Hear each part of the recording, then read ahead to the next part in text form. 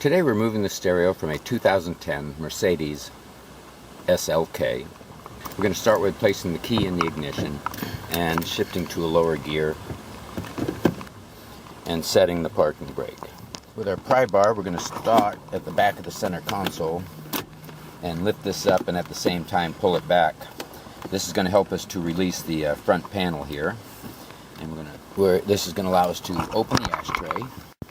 And here on the left is a small round black plastic cover, rubber cover here that'll pry right off, and this is going to give access to one looks like T20 Torx. We're also going to pry the panel off from around the cigarette lighter, which is also going to access another one of the round tabs here on the right that we're going to remove. This is a T20 screw. We're going to remove this screw on the right. We're going to move over and remove the one on the left here as well. We have a full library of removal guides on our website, along with updates and other problems we may have seen with this unit in this car as well. This will allow us to pry the top of this panel up and pull it back. Okay. With the panel pulled all the way back around the center console, this is going to allow you to pull the cigarette lighter assembly and ashtray from the car. We're going to set the cigarette lighter assembly to the side. It's going to allow us to pull the AC controls from the dash as well. There are several connectors on this, and we can release these connectors and move this panel to the side.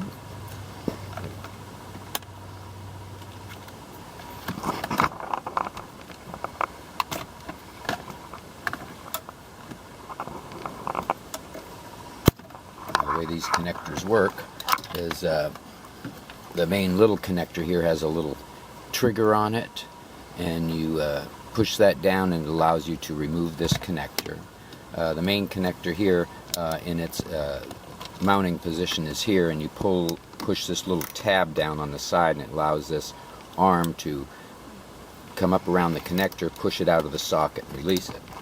Now with this panel removed, we have two more Torx screws, one here on the right,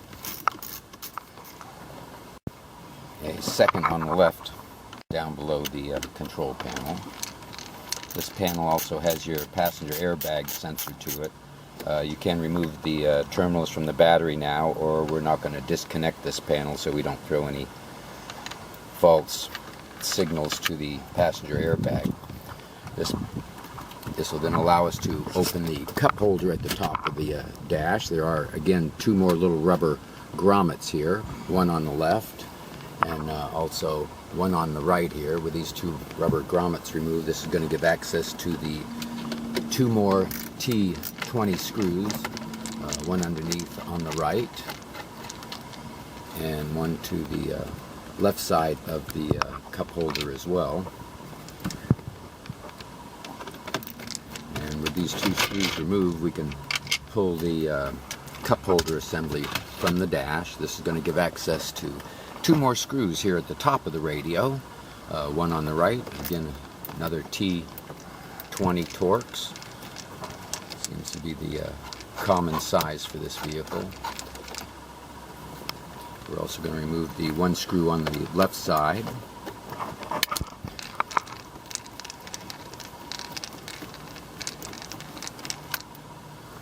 And earlier removed the two screws below the control panel, and we're going to pull this control panel from the dash.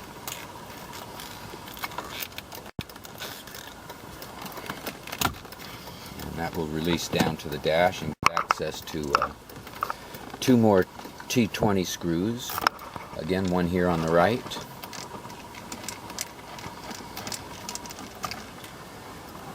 and a second here on the left. This should free the car stereo up and allow us to pull it out of the dash.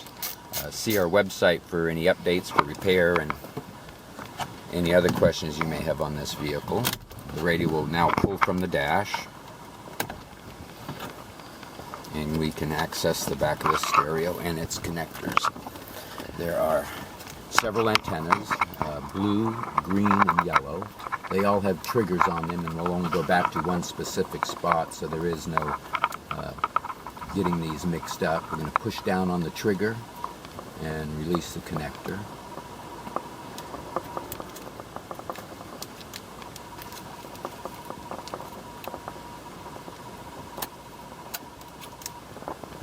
And then repeat this for the green and the yellow.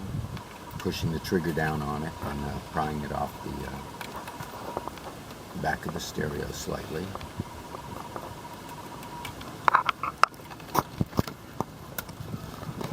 The triggers on these antennas is here at the back of it. You can see by pushing this trigger down at the back here that these releases the lock, and you should be able to release these connectors right off the back of the radio.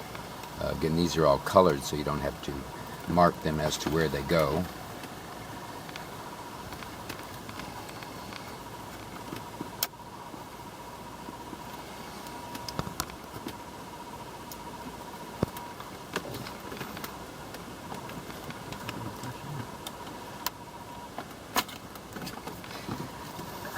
Now we have two more of these connectors that the piece flips over it. We push down on the trigger. This releases the fiber optics. Again, this one has the lock. You have to push in on the side, and this gray arm goes around and releases. And here on the main connector, we have a little trigger that you squeeze down into it. It lifts the lever up and pushes the connector right out of the stereo.